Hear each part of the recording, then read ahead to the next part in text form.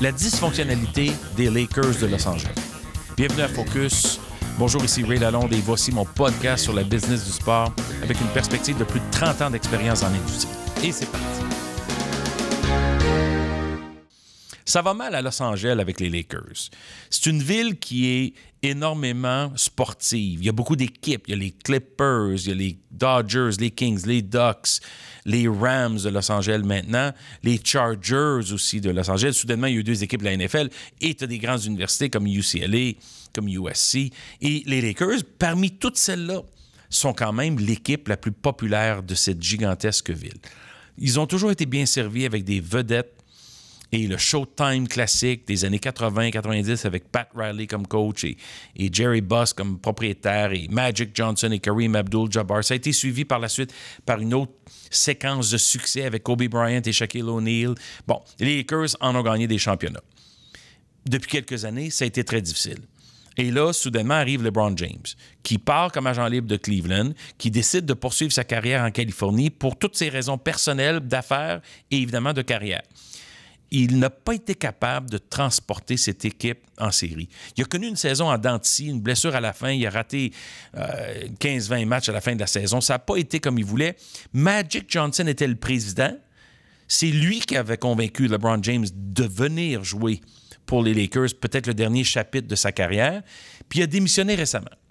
Puis il a parlé du fait qu'il y avait de la bisbille à l'intérieur de l'organisation.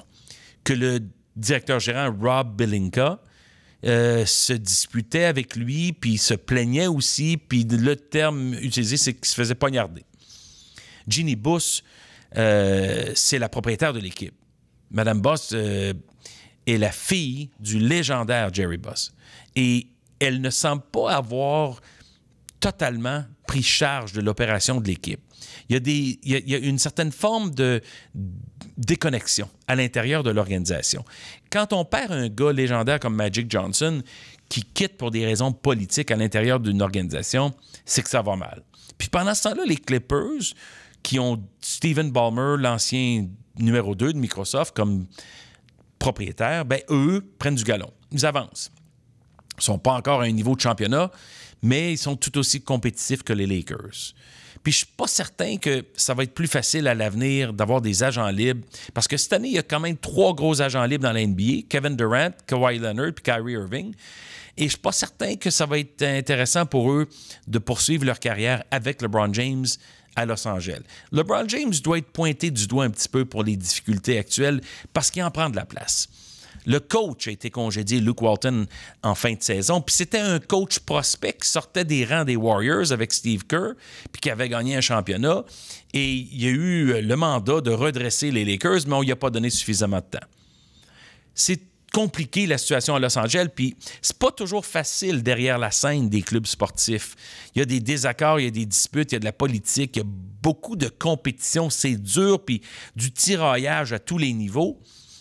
Puis ça revient toujours au leadership de l'organisation. Puis c'est un conseil à donner pour les jeunes aspirants dans cette industrie-là.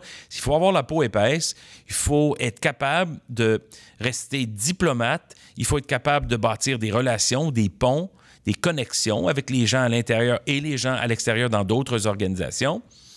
Le côté relationnel est beaucoup plus important qu'on pense. Et je pense que les jeunes d'aujourd'hui doivent comprendre que tout le monde veut les mêmes emplois, les mêmes opportunités. Tout le monde veut percer dans le marché de la business du sport, marketing sportif ou autre, mais il y a beaucoup plus de demandes qu'il y a d'offres.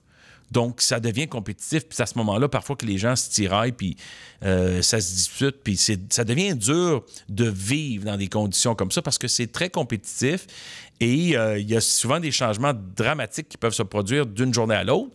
C'est pas comme une job traditionnelle. Alors, mon conseil, c'est d'être patient, d'être persévérant, puis de bâtir des relations qui vont durer pour plusieurs années. Parce qu'on va toujours avoir besoin de ces relations-là, de ces contacts-là, du réseau qui est impliqué dans cette industrie-là. Parce qu'on veut arriver à des postes meilleurs, avec des meilleures conditions, puis avancer dans l'échelle de la hiérarchie dans le sport, puis obtenir des postes importants. Alors, ce qu'on voit à Los Angeles actuellement, c'est une dispute, c'est une dysfonctionnalité à l'intérieur de l'organisation. Il y a trop de gens qui veulent trop poste de pouvoir, il y a un manque de collaboration, puis ça commence jusque sur le terrain avec la présence de LeBron James, que personnellement, je pense qu'il y aurait avantage, lui, à être plus collaborateur dans cette équation-là, plutôt que de vouloir choisir tous les gens autour de lui. Si un jour LeBron James décide d'être propriétaire d'une équipe, Dieu sait qu'il a les moyens, bien, il achètera l'équipe qu'il voudra et puis la construira la façon dont il voudra.